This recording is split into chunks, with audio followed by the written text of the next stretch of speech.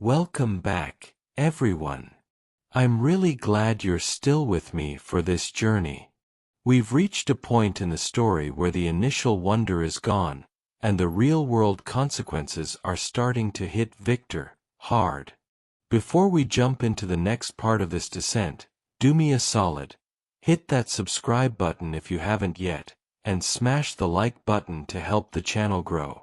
It really makes a massive difference for the algorithm. And hey, tell me in the comments where you're watching from tonight. It's always cool to see our global community in the lab. Alright, found your spot? Lights out, volume up. Let's get into it. Chapter 8. We passed a few sad hours until 11 o'clock, when the trial was to commence. My father and the rest of the family being obliged to attend as witnesses, I accompanied them to the court. During the whole of this wretched mockery of justice, I suffered living torture. It was to be decided whether the result of my curiosity and lawless devices would cause the death of two of my fellow beings, one a smiling babe full of innocence and joy, the other far more dreadfully murdered, with every aggravation of infamy that could make the murder memorable in horror. Justine also was a girl of merit and possessed qualities which promised to render her life happy. Now all was to be obliterated in an ignominious grave, and I the cause. 1,000 times rather would I confess myself guilty of the crime ascribed to Justine, but I was absent when it was committed, and such a declaration would have been considered as the ravings of a madman, and would not have exculpated her who suffered through me. The appearance of Justine was calm. She was dressed in mourning, and her countenance, always engaging, was rendered by the solemnity of her feelings exquisitely beautiful. Yet she appeared confident in innocence and did not tremble, although gazed on and execrated by thousands. For all the kindness which her beauty might otherwise have excited was obliterated in the minds of the spectators by the imagination of the enormity she was supposed to have committed. She was tranquil, yet her tranquillity was evidently constrained, and as her confusion had before been adduced as a proof of her guilt, she worked up her mind to an appearance of courage. When she entered the court, she threw her eyes round it and quickly discovered where we were seated. A tear seemed to dim her eye when she saw us, but she quickly recovered herself, and a look of sorrowful affection seemed to attest her utter guiltlessness. The trial began, and after the advocate against her had stated the charge, several witnesses were called. Several strange facts combined against her, which might have staggered anyone who had not such proof of her innocence as I had. She had been out the whole of the night on which the murder had been committed, and towards morning had been perceived by a market woman not far from the spot where the body of the murdered child had been afterwards found. The woman asked her what she did there, but she looked very strangely and only returned a confused and unintelligible answer. She returned to the house about 8 o'clock, and when one inquired where she had passed the night, she replied that she had been looking for the child and demanded earnestly if anything had been heard concerning him. When shown the body, she fell into violent hysterics and kept her bed for several days. The picture was then produced which the servant had found in her pocket, and when Elizabeth, in a faltering voice, proved that it was the same which, an hour before the child had been missed, she had placed round his neck, a murmur of horror and indignation filled the court. Justine was called on for her defense.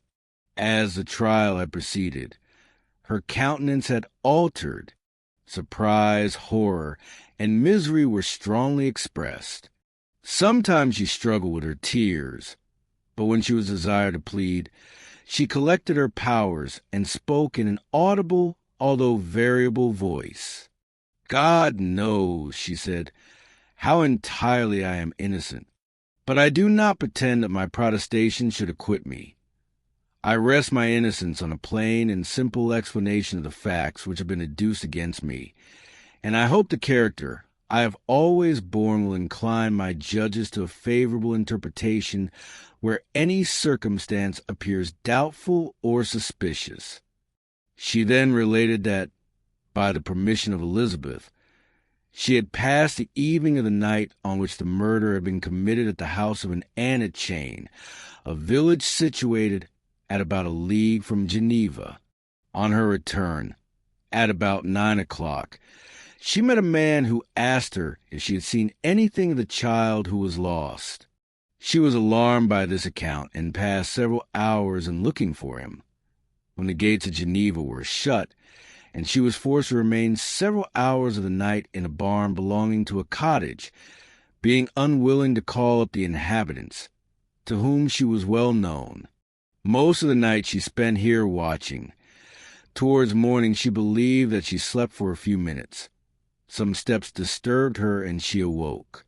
It was dawn, and she quitted her asylum, that she might again endeavor to find my brother. If she had gone near the spot where his body lay, it was without her knowledge.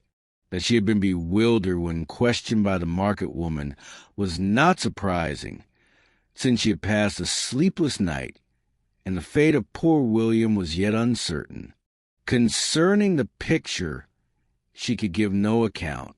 "I know," continued the unhappy victim, "how heavily and fatally this one circumstance weighs against me, but I have no power of explaining it.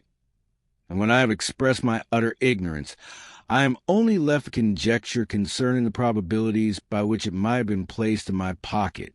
But here also I am checked. I believe that I have no enemy on earth, and none surely would have been so wicked as to destroy me wantonly. Did the murderer place it there? I know of no opportunity afforded him for so doing. Or, if I had, why should he have stolen the jewel, to part with it again so soon? I commit my cause to the justice of my judges, yet I see no room for hope. I beg permission to have a few witnesses examined concerning my character, and if their testimony shall not overweigh my supposed guilt, I must be condemned, although I would pledge my salvation on my innocence." Several witnesses were called who had known her for many years, and they spoke well of her, but fear and hatred of the crime of which they supposed her guilty rendered them timorous and unwilling to come forward. Elizabeth saw even this last resource, her excellent dispositions and irreproachable conduct, about to fail the accused, when, although violently agitated, she desired permission to address the court. "I am," said she, "the cousin of the unhappy child who was murdered, or rather his sister, for I was educated by and have lived with his parents ever since, and even long before his birth. It may therefore be judged indecent in me to come forward on this occasion. But when I see a fellow creature about to perish through the cowardice of her pretended friends, I wish to be allowed to speak, that I may say what I know of her character. I am well acquainted with the accused. I have lived in the same house with her, at one time for 5, and at another for nearly 2 years. During all that period she appeared to me the most amiable and benevolent of human creatures. She nursed Madame Frankenstein, my aunt, in her last illness, with the greatest affection and care, and afterwards attended her own mother during a tedious illness, in a manner that excited the admiration of all who knew her, after which she again lived in my uncle's house, where she was beloved by all the family. She was warmly attached to the child who is now dead, and acted towards him like a most affectionate mother. For my own part, I do not hesitate to say that, notwithstanding all the evidence produced against her, I believe and rely on her perfect innocence. She had no temptation for such an action. As to the bauble on which the chief proof rests, if she had earnestly desired it, I should have willingly given it to her. So much do I esteem and value her." A murmur of approbation followed Elizabeth's simple and powerful appeal, but was excited by her generous interference, and not in favor of poor Justine, on whom the public indignation was turned with renewed violence, charging her with the blackest ingratitude. She herself wept as Elizabeth spoke, but she did not answer. My own agitation and anguish was extreme during the whole trial. I believed in her innocence. I knew it. Could the demon who had, I did not for a minute doubt, murder my brother also in his hellish sport, have betrayed the innocent to death and ignominy? I could not sustain the horror of my situation, and when I perceived that the popular voice and the countenances of the judges had already condemned my unhappy victim, I rushed out of court in agony. The tortures of the accused did not equal mine. She was sustained by innocence, but the fangs of remorse tore my bosom and would not forego their hold. I passed a night of unmingled wretchedness. In the morning I went to court. My lips and throat were parched. I dared not ask the fatal question, but I was known, and the officer guessed the cause of my visit. The ballots had been thrown. They were all black, and Justine was condemned. I cannot pretend to describe what I then felt. I had before experienced sensations of horror, and I have endeavored to bestow upon them adequate expressions. But words cannot convey an idea of the heart-sickening despair that I then endured.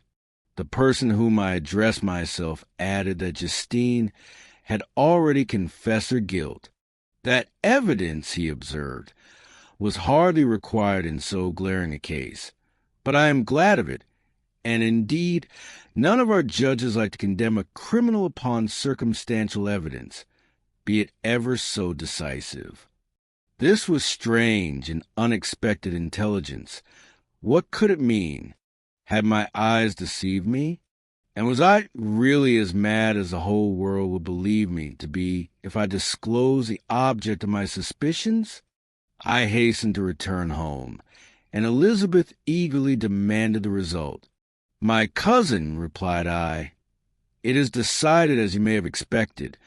All judges had rather that 10 innocent should suffer than that one guilty should escape. But she has confessed."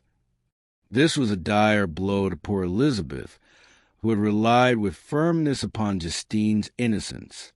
"Alas," said she, "how shall I ever again believe in human goodness? Justine, whom I loved and esteemed as my sister, how could she put on those smiles of innocence only to betray? Her mild eyes seem incapable of any severity or guile, and yet she has committed a murder." Soon after we heard that the poor victim had expressed a desire to see my cousin. My father wished her not to go, but said that he left it to her own judgment and feelings to decide. "Yes," said Elizabeth, "I will go, although she is guilty, and you, Victor, shall accompany me. I cannot go alone." The idea of this visit was torture to me, yet I could not refuse. We entered the gloomy prison chamber and beheld Justine sitting on some straw at the farther end. Her hands were manacled, and her head rested on her knees. She rose on seeing us enter, and when we were left alone with her, she threw herself at the feet of Elizabeth, weeping bitterly. My cousin wept also. "Oh, Justine," said she, "why did you rob me of my last consolation? I relied on your innocence, and although I was then very wretched, I was not so miserable as I am now. And do you also believe that I am so very, very wicked? Do you also join with my enemies to crush me, to condemn me as a murderer?" Her voice was suffocated with sobs. "Rise, my poor girl," said Elizabeth. "Why do you kneel? If you are innocent, I am not one of your enemies. I believed you guiltless, notwithstanding every evidence, until I heard that you had yourself declared your guilt. That report, you say, is false. And be assured, dear Justine, that nothing can shake my confidence in you for a moment, but your own confession." I did confess, but I confess a lie. I confessed that I might obtain absolution, but now that falsehood lies heavier at my heart than all my other sins. The God of heaven forgive me. Ever since I was condemned, my confessors besieged me. He threatened and menaced, until I almost began to think that I was the monster that he said I was. He threatened excommunication and held fire in my last moments if I continued obdurate. Dear lady, I had none to support me. All looked on me as a wretch doomed to ignominy and perdition. What could I do? In an evil hour I subscribed to a lie, and now only am I truly miserable. She paused, weeping, and then continued, I thought with horror, my sweet lady, that you should believe your Justine, whom your blessed aunt had so highly honored, and whom you loved, was a creature capable of a crime which none but the devil himself could have perpetrated. Dear William, dearest blessed child, I soon shall see you again in heaven, where we shall all be happy, and that consoles me, going as I am to suffer ignominy and death. Oh, Justine, forgive me for having for one moment distrusted you. Why did you confess? But do not mourn, dear girl. Do not fear.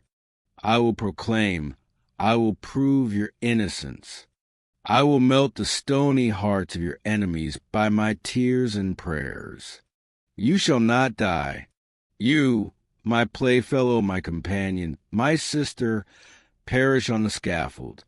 No, no, I never could survive so horrible a misfortune. Justine shook her head mournfully. I do not fear to die, she said. That pang is past. God raises my weakness and gives me courage to endure the worst. I leave a sad and bitter world. And if you remember me and think of me as a one unjustly condemned, I am resigned to the fate awaiting me. Learn from me, dear lady, to submit in patience to the will of heaven. During this conversation, I had retired to a corner of the prison room, where I could conceal the horrid anguish that possessed me. Despair, who dared talk of that? The poor victim, who on the morrow was to pass the awful boundary between life and death, felt not, as I did, such deep and bitter agony. I gnashed my teeth and ground them together, uttering a groan that came from my inmost soul.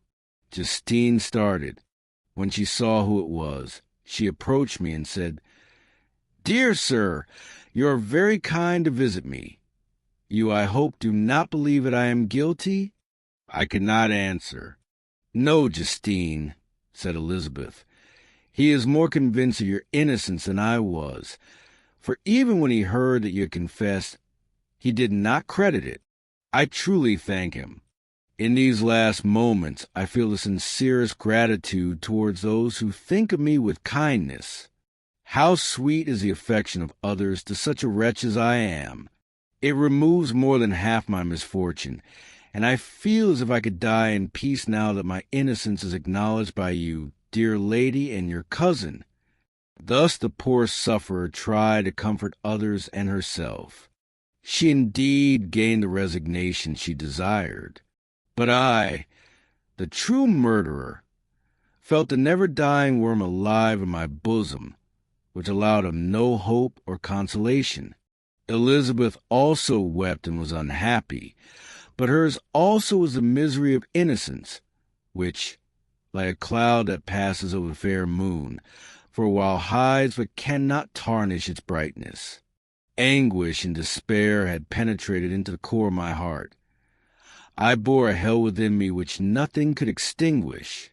We stayed several hours with Justine, and it was with great difficulty that Elizabeth could tear herself away. I wish, cried she, that I were to die with you. I cannot live in this world of misery. Justine assumed an air of cheerfulness, while she with difficulty repressed her bitter tears. She embraced Elizabeth and said in a voice of half-suppressed emotion, "Farewell, sweet lady, dearest Elizabeth, my beloved and only friend. May heaven in its bounty bless and preserve you. May this be the last misfortune that you will ever suffer. Live and be happy and make others so." And on the morrow, Justine died. Elizabeth's heart-rending eloquence failed to move the judges from their settled conviction in the criminality of the saintly sufferer. My passionate and indignant appeals were lost upon them, and when I received their cold answers and heard the harsh, unfeeling reasoning of these men, my purpose of avowal died away on my lips. Thus I might proclaim myself a madman, but not revoke the sentence passed upon my wretched victim. She perished on the scaffold as a murderess. From the tortures of my own heart, I turned to contemplate the deep and voiceless grief of my Elizabeth.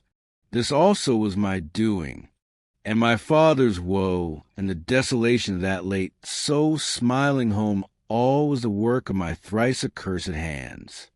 Ye weep, unhappy ones, but these are not your last tears.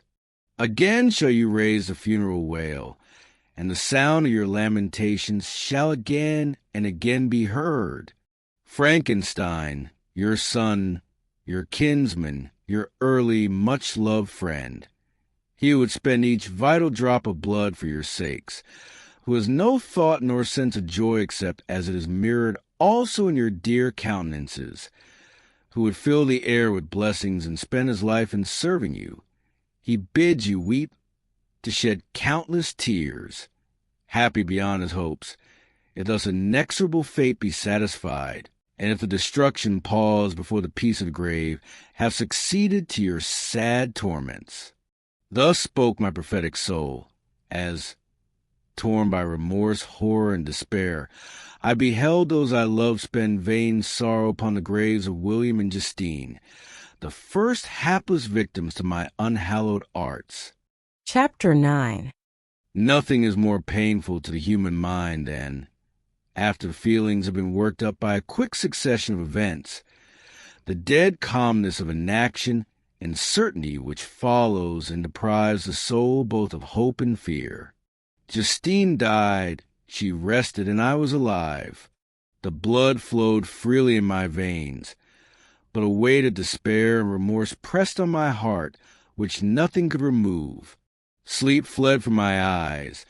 I wandered like an evil spirit, for I had committed deeds of mischief beyond description horrible, and more, much more, I persuaded myself, was yet behind.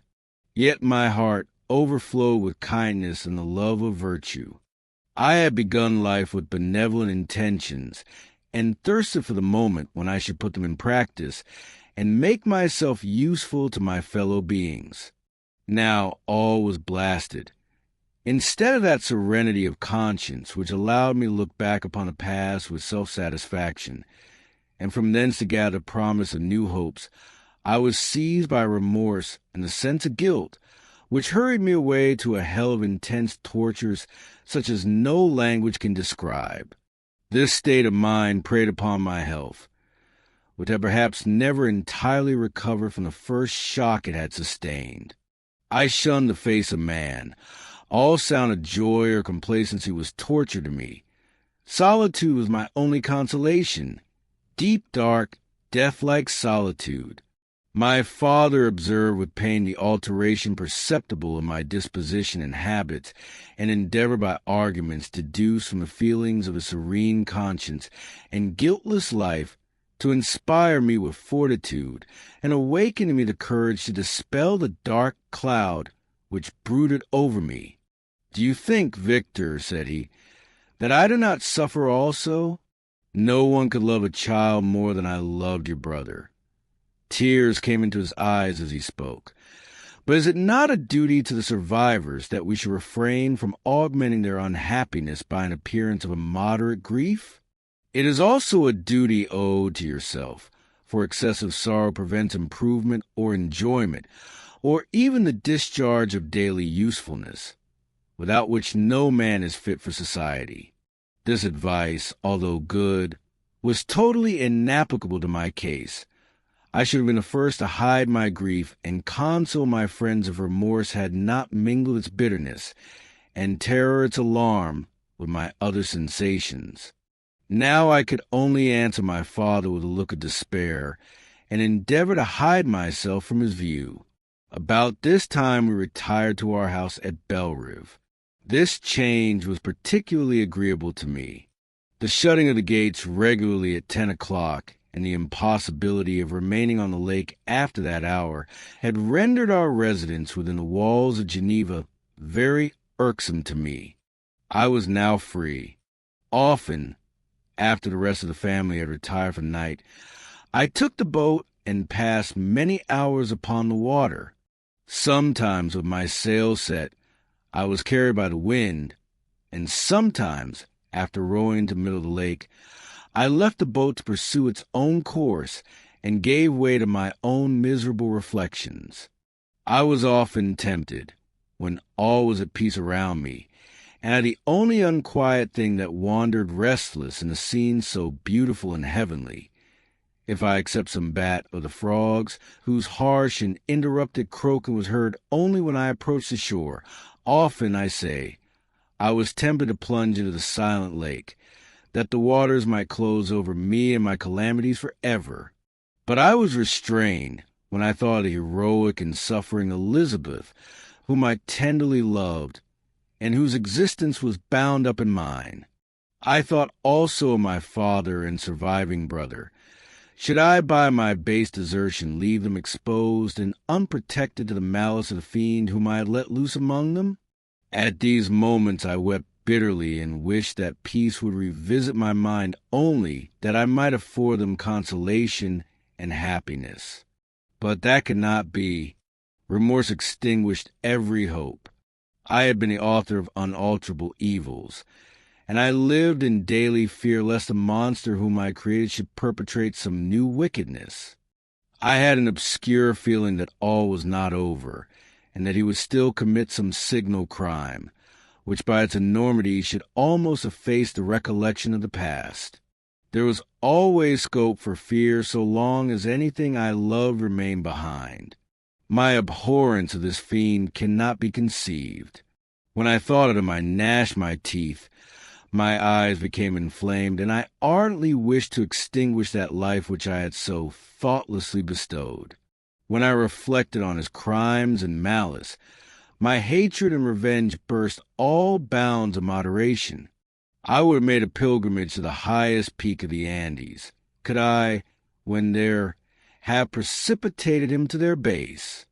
I wished to see him again, that I might wreak the utmost extent of abhorrence on his head, and avenge the deaths of William and Justine. Our house was a house of mourning. My father's health was deeply shaken by the horror of the recent events. Elizabeth was sad and desponding. She no longer took delight in her ordinary occupations. All pleasure seemed to her sacrilege toward the dead. Eternal woe and tears she then thought was a just tribute she should pay to innocence so blasted and destroyed. She was no longer the happy creature who in earlier youth wandered with me on the banks of the lake and talked with ecstasy of our future prospects. The first of those sorrows which are sent to wean us on the earth had visited her, and its dimming influence quenched her dearest smiles. "When I reflect, my dear cousin," said she, "on the miserable death of Justine Moritz, I no longer see the world and its works as they before appeared to me.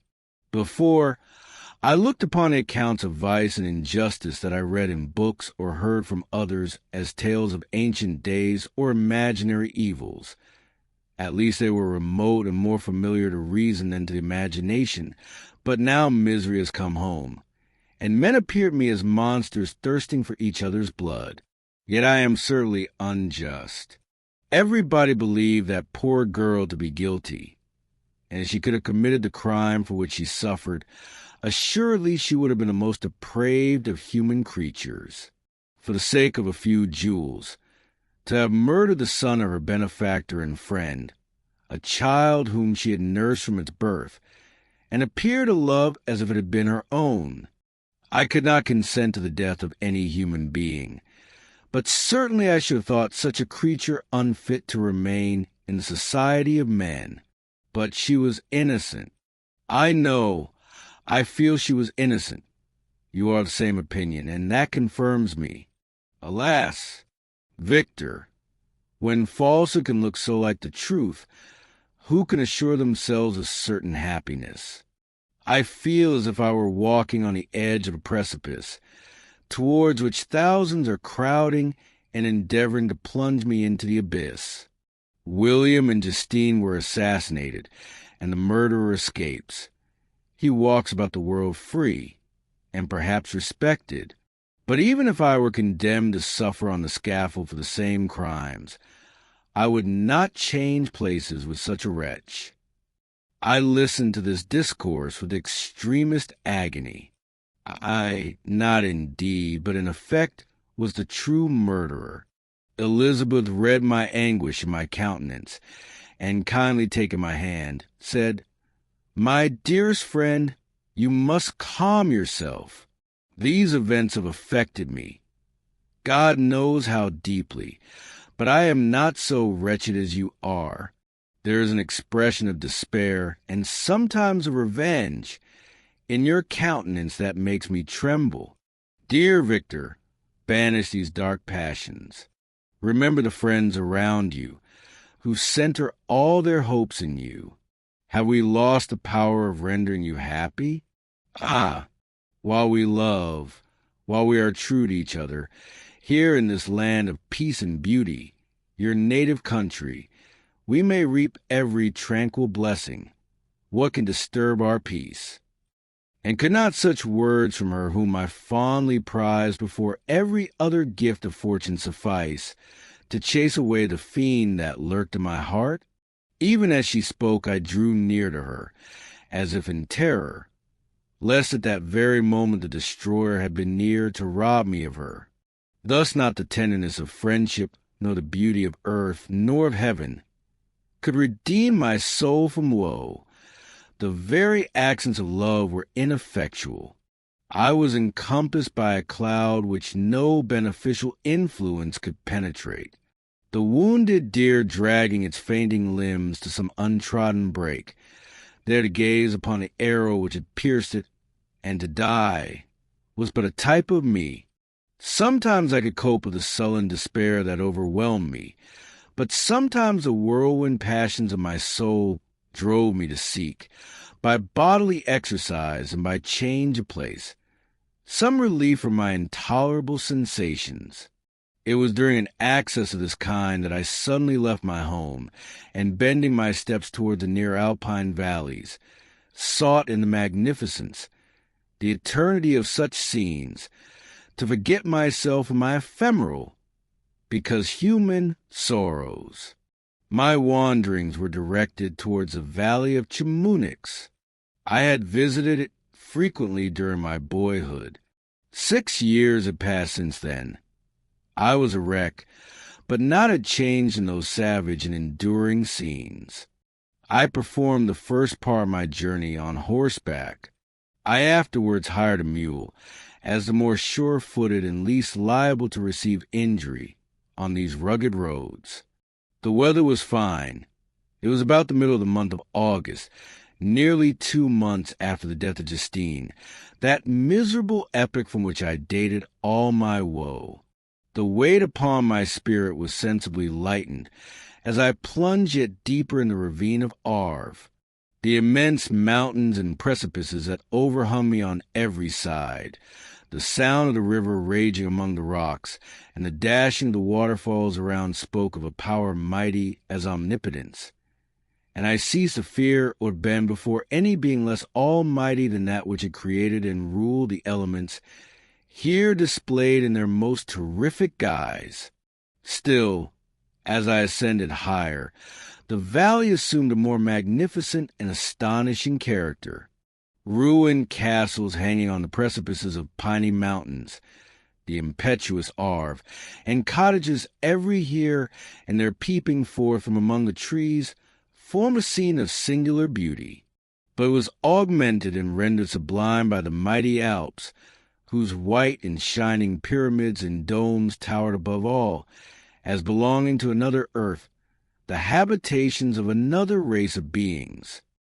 I passed the bridge of Pellissier, where the ravine which the river forms opened before me, and I began to ascend the mountain that overhangs it. Soon after, I entered the Valley of Chamounix. This valley is more wonderful and sublime, but not so beautiful and picturesque as that of Servox, through which I had just passed. The high and snowy mountains were at immediate boundaries, but I saw no more ruined castles and fertile fields. Immense glaciers approached the road. I heard the rumbling thunder of the falling avalanche, and marked the smoke of its passage. Mont Blanc, the supreme and magnificent Mont Blanc, raised itself from the surrounding aiguilles, and its tremendous dome overlooked the valley. A tingling, long-lost sense of pleasure often came across me during this journey. Some turn in the road, some new object suddenly perceived and recognized, reminded me of days gone by, and were associated with the light-hearted gaiety of boyhood. The very winds whispered in soothing accents, and maternal nature bade me weep no more. Then again the kindly influence ceased to act. I found myself fettered again to grief, and indulging in all the misery of reflection. Then I spurred on my animal, striving so to forget the world, my fears, and more than all myself, or, in a more desperate fashion, I alighted and threw myself on the grass, weighed down by horror and despair. At length I arrived at the village of Chamounix. Exhaustion succeeded to the extreme fatigue both of body and of mind which I had endured. For a short space of time I remained at the window watching the pallid lightnings that played above Mont Blanc, and listening to the rushing of the Arve, which pursued its noisy way beneath. The same lulling sounds acted as a lullaby to my too keen sensations. When I placed my head upon my pillow, sleep crept over me. I felt as it came and blessed the giver of oblivion.